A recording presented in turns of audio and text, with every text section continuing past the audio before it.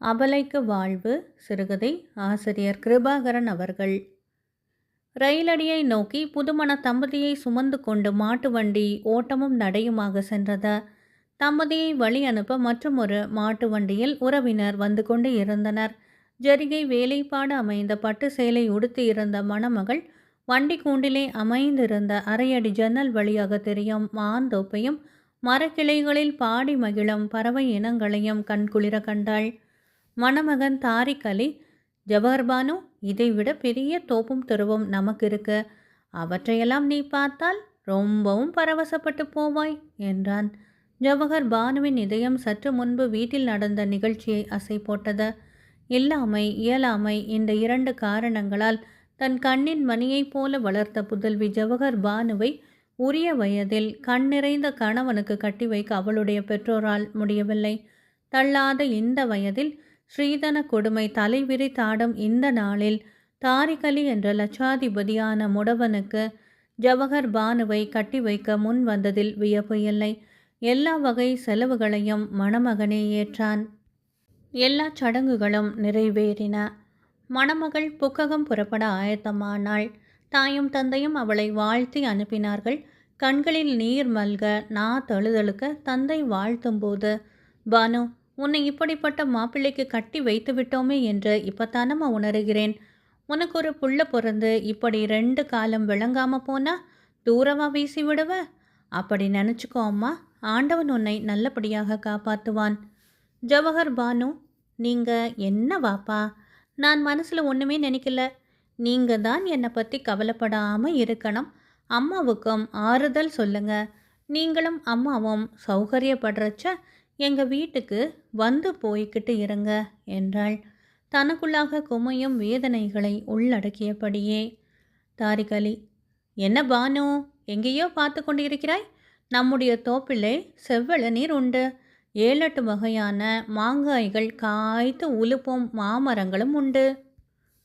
ரோஜா புஷ்பங்கள், எலுமிச்சை, நெல்லி, கோழிப்பண்ணை, மான் கூட வளர்க்கிறோம் என்று கூறி அவளை நிகழ்காலத்துக்கு அழைத்து வந்தான். அப்படியா? ஆமாம் பானு, எல்லாவற்றையும் நானே கவனிக்கிறேன். என் சித்தி மகன் ஜபருல்லா இருக்கான். சுத்த முரடன், கொஞ்சம் கூட பொறுப்பே கிடையாது. அவனை நம்பி ஒரு காரியம் ஒப்படைக்க முடியாது. அடடே, நானே எப்படி இத்தனையும் கவனிக்கிறேன் என்று பார்த்தாயா? சக்கரவண்டி வீட்டில் இருக்கிறது. பண்ணைக்குள் ஜீப்பிலே போய் வருவேன். யார் யார்கிட்ட எப்படி நடந்து கொள்ள வேண்டும் என்று என் தந்தையிடம் நிறைய படித்திருக்கிறேன். கேட்கவே சந்தோஷமாக இருக்கு. பானு, நான் ஒரு குறிக்கோள் வைத்திருக்கிறேன். அதை எந்த வகையிலையாவது நிறைவேற்றணும். அதற்கு நீயும் ஒத்துழைக்கணும். சொல்லுங்க. ஜபருல்லா இருக்கானே, அவன் ஒரு முன்கோபி. எதையுமே முன்ன பின்ன யோசிக்கவே மாட்டான். சட்டுப்புட்டுன்னு எந்த காரியத்தையும் செய்து விடுவான். என் தாய் காலமான புதிதில் என் தாய் கூட பிறந்த சித்தியை எங்கள் வாப்பா மறுமணம் செய்து கொண்டார்கள். அவர்களுக்கு பிறந்தவன் தான் இந்த ஜபருல்லா. என்னை விட 5 வயது இளையவன். என்றாலும் இளம் பிள்ளை வாதத்தால் முடமான எனக்கே எங்கள் வாப்பா நிறைய சொத்துக்களை எழுதி வைத்திருக்கிறார்கள். பூர்வீக வீடும் நமக்கே சொந்தம். சித்திக்கும் ஜபருல்லாவுக்கும் அடுத்த தெருவிலே வீடு இருக்கிறது.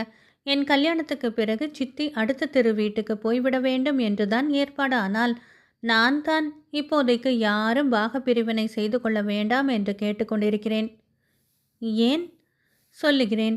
ஜபருல்லாவுக்கு 2 வருஷங்களுக்கு முன்பு கல்யாணமாகிவிட்டது. அந்த பெண்ணுக்கு, சாஹிராவுக்கு, என் மீது எப்போவுமே ஒரு அலாதியான கரிசனை, அக்கறை. கணவனுடன் பிறந்த தமையனுக்கு ஆற்ற வேண்டிய சேவையை கொழுந்தியாள் என்ற முறையில் எனக்கு சாஹிரா சற்று அதிகமாகவே செய்து வந்தாள்.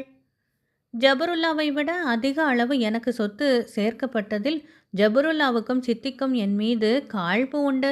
இதன் காரணமாக சாஹிரா எனக்கு சேவை செய்து வந்ததை அவர்கள் இருவரும் விரும்பவில்லை. மனித இதயம் கொண்ட சாஹிரா ஈவு இரக்கமற்ற மாமி கணவன் இந்த இருவரின் உளப்பாங்கை கண்டு உருகினாள். அன்று எனக்கு கடுமையான ஜுரம். சுய உணர்வு இன்றி புலம்பிக் கொண்டு இருந்தேனாம். சாஹிரா சொன்னாள், என் தந்தை உயிரோடு இருக்கும் வரையிலும் என் மீது பரிவு காட்டி வந்த சிற்றன்னை அவள் விதவையானதும் என் மீதுள்ள பந்த பாசத்தை உதறிவிட்டாள். எனவே நான் என்ன சிரமப்பட்டாலும் ஏன் என்று கேட்க மாட்டாள். சாகிராவின் அரிய உதவியாலும் சேவையாலும் தான் ஓரளவு என் ஜுரவேகம் தணிந்து சுகம் பெற்றேன். இந்த கட்டத்தில் சித்தியின் சொல்லை மீறி எனக்கு சாகிரா பரிவு காட்டியதால் ஜபருல்லாவிடம் இல்லாததையும் பொல்லாததையும் கூறி சாகிராவை வீட்டை விட்டே விரட்டி அடிக்க வைத்து விட்டாள். அந்த சம்பவம் இப்போவும் என் கண்களில் நீரை உகுக்க வைக்கிறது. கழனியிலிருந்து திரும்பி வந்தவனிடம் சித்தி வைத்த பத்தி உடனே பற்றி எறிந்தது. சாதம் வடித்து கொண்டிருந்த ஷாகிராவின் தலைமுடியை பிடித்து முறுக்கியபடி முதுகிலே 4 முத்து முத்தி கழுத்தை பிடித்து வெளியில் தள்ளிவிட்டான். நான் எவ்வளவோ மன்றாடினேன். தூய்மையான அந்த பேதை பெண்ணுக்காகத்தான். என் முயற்சி அவன் முன்னே எடுபடவே இல்லை. பானு சிறுக சிறுக மிருகமாக மாறி வரும் ஜபருல்லாவையும் இரும்பை விட இதயத்தை கடினமாக்கி வைத்து இருக்கும் என் சிற்றனையும் நீதான் திருத்தி நல்வழியின் பக்கமாக திருப்ப வேண்டும். என் பொருட்டு ஒரு பாவமும் அறியாத மெல்லிதயம் கொண்ட ஷாகிராவை வாளா வெட்டி நிலையிலிருந்து மீள வைக்க வேண்டும். இந்த குறிக்கோளுக்காகத்தான் கல்யாணமே வேண்டாம் என்று இத்தனை வருஷங்களாக ஒதுங்கியிருந்த நான் உன்னை மணப்பதற்கு சம்மதித்தேன். புதுமனை வந்த பிறகுதான் ஜவஹர் பானுதான் வாழவிருக்கும் இல்லத்தை நோக்கினாள். முகப்பு பகுதியை அழித்து புதிய பாணியிலே கட்டியிருந்தார்கள். பிற்பகுதி பெரும்பாலும் புராதன காலத்து பாணிதான். வாசலில் நுழைய போகும் சமயம் தாரிக் அலியின் சிற்றன்னை வஹீதாதான் மணமக்களுக்கு ஆரத்தி எடுத்து வரவேற்றாள். ஜவஹர் பானுவுக்கு வஹீதாவின் நோக்கும் போக்கும் புதுமையாகவே இருந்தன. சில சமயம் புரியாத புதிராகவும் இருந்தன. ஜபருல்லா கூட அண்ணி என்ற மரியாதை கொடுத்தே பேசி வந்தான். புக்ககத்துக்கு வந்த அன்று வாஹிதாவே படுக்கை அறையை நேர்த்தியாக அலங்காரம் செய்தாள். பட்டு மத்தையிலே போர்வையை விரித்து தலையணைகள் வைத்த பின்னர் ஜவஹர் பானுவை கையை பிடித்து அழைத்து வந்து அந்த அறைக்குள்ளாக விட்டபோது, இனிமேல் வெட்கப்படக்கூடாது. நபிகள் நாயகம் சொன்னார்கள், இறைவனுக்கு பின் வேறு யாருக்காகவாவது மனிதர்களை சூஜூது செய்வதற்கு இறைவன் ஏவியிருந்தால் கணவனுக்கு மனைவி சூஜூது செய்ய வேண்டும் என்றுதான் ஏவியிருப்பேன் என்று. ஆதலால் நீ உன் கணவனுக்கு கட்டுப்பட்டு அவன் ஆணைக்கு உட்பட்ட நடம்மா. எனக்கு ஆண்டவன் பெண் குழந்தையை தரவில்லை, உன்னைத்தான் தந்திருக்கிறான். நீ என் மகளைப் போல. நீ பெற்றெடுக்கும் குழந்தை பெண்ணாக இருக்க வேண்டும் என்பதே என் ஆசையம்மா என்று அன்பு ததும்ப சொன்னாள். படுக்கை அறைக்குள் பிரவேசித்த ஜவஹர் பானு அசந்து போனாள். இப்படிப்பட்ட புனிதவதியா கணவர் இரும்பு இதயம் கொண்டவர் என்று சொன்னார். சிறிது நேரத்தில் மேனியிலே டவலை போத்தியபடி சக்கர வண்டியில் வந்தான் தாரிக் அலி. ஜவஹர் பானு, பார்த்தீர்களா உங்கள் சிற்றன்னையின் ஏற்பாட்டை? இவர்களை போய் சீரும் சிறுத்தை என்று சொன்னீர்களே என்றாள். நீ தெரிந்து கொள்ள வேண்டியது நிறைய இருக்கிறது. இருக்கட்டுமே, என்ன இருந்தாலும் என்னால் அவர்களை நல்லவர்கள் இல்லை என்று சொல்ல முடியலை. ஓஹோ, அப்படியா? நீ உன் மாமியிடம் நாளை கேள். மாமி, உங்கள் சின்ன மருமகளையும் இங்கேயே அழைத்து வாழ வைக்கக்கூடாதா என்று. அப்போது புரியும் அவர்களது சுய உருவம். இன்ஷா அல்லாஹ், விடியட்டும், நிச்சயமாக கேட்கிறேன். அதற்கு அவர்கள் ஒருபோதும் மறுக்கவே மாட்டார்கள். உன் உறுதி பயனளிக்கட்டும். இங்கே வா பானு, என்ன இப்படி 10ஆம் பசலி மாதிரி கொண்டை கட்டியிருக்க? இப்படி கிட்டவா, நானே தலை வாரி பின்னல் முடிந்து பூ வைத்து விடுகிறேன். ச, புது பொண்ணா லட்சணமாக இருக்க வேண்டாமா என்று வஹிதா பானுவை வலுக்கட்டாயமாக தன் எதிரே அமர வைத்து தலையை வாரினாள். இதுதான் சமயம், நல்ல தருணம் என்று ஜவஹர் பானு மெல்ல கேட்டாள். மாமி, நான் ஒன்று கேட்பேன், கோபித்து கொள்ளக்கூடாது. என் கண்ணு, நான் உன்னிடம் கோபித்து கொள்வேனா? என் செல்லமில்ல, சொல்லுமா, கேளுமா. ஜபருல்லா மச்சான் சம்சாரத்தை உங்கள் சின்ன மருமகளை இங்கே காணவில்லையே. உங்களுக்குள் சண்டையா? என்ன நடந்திருந்தாலும் நீங்கள் மன்னிச்சு இந்த வீட்டுக்கு அழைத்து வர வேண்டும். கண்ணு, அந்த மூதேவியை பற்றி உனக்கு தெரியாது. அவளை கை கழுவி விட்டு உன் மச்சானுக்கு வேற பொண்ணு பார்க்க போறேனம்மா. அப்படி என்ன தப்பு அவள் செய்தாள்? அந்த அசிங்கத்தை எப்படி அம்மா சொல்கிறது? பேச்சை விடு, வேற பேச்சு இருந்தா பேசு. என்ன மாமி, இப்படி பட்டுன்னு முடிச்சா எப்படி? என்ன அசிங்கம் நடந்தது? உன்கிட்ட மறைக்கிறதுலையும் தப்பு இல்லை. அந்த மூளை இருக்காள்ல, என் மகனுக்கு வாழ்க்கைப்பட்டது உண்மைதான். சொத்து பத்துக்கள் நிறைய சேரும்னு வந்துருச்சு. இங்கே வந்த பிறகுதான் எல்லா சொத்தும் சுகமும் என் மூத்த பிள்ளை பேருக்கு இருக்குதுன்னு அதுக்கு தெரிஞ்சு போச்சு. அதனால் எங்களை மதிக்கிறதே இல்லை. எதை சொன்னாலும் அலட்சியப்படுத்துவது போன்ற நிலைக்கு வந்து விட்டாள். கடைசியில் சொத்துக்கு ஆசைப்பட்டு என் மூத்த மகனையே கைக்குள்ளே போட பார்த்தாள். அத்தோடு அவளை விரட்டி விட்டோம். அப்போ அந்த பெண்ணை என்னை அழைப்பதாக இல்லை, அப்படித்தானே? நிச்சயமாக அழைக்கப் போவதே இல்லை. நீங்கள் அப்படி ஜபருல்லா மச்சானுக்கு வேற பெண் பார்க்குறதா இருந்தால் நல்லா இருக்காதே. பாவம் தானே அந்த பொண்ணும். பெண் பார்ப்பதை பின்னால் யோசித்து கொள்கிறேன். அந்த பெண் மறுபடியும் இங்கே வரதா இருந்தா எங்களுக்கு உங்கள் பாகத்துக்கு கிடைத்த சொத்தை தர வேண்டும். அப்படியானா நாளைக்கே என் மருமகளை இங்கே வர சொல்கிறேன். புரியலையே மாமி, நீங்கள் என்ன சொல்கிறீங்க? புரியும்படியாகவே சொல்கிறேன் கேளு. உன் மாமா ஒரு கண்ணுக்கு சுண்ணாம்பும் இன்னொரு கண்ணுக்கு வெண்ணையும் வச்சுட்டு கண்ணை மூடிட்டார். மூத்த குடியால் மகனுக்கு ஏகப்பட்ட சொத்து, பூர்வீக வீடு இவற்றையெல்லாம் எழுதி வச்சுட்டு என் மகனுக்கு அடுத்த தெரு வீடும் கொஞ்சமாக சொத்தும் எழுதி வச்சுருக்காங்க. இதுதான் நியாயமா?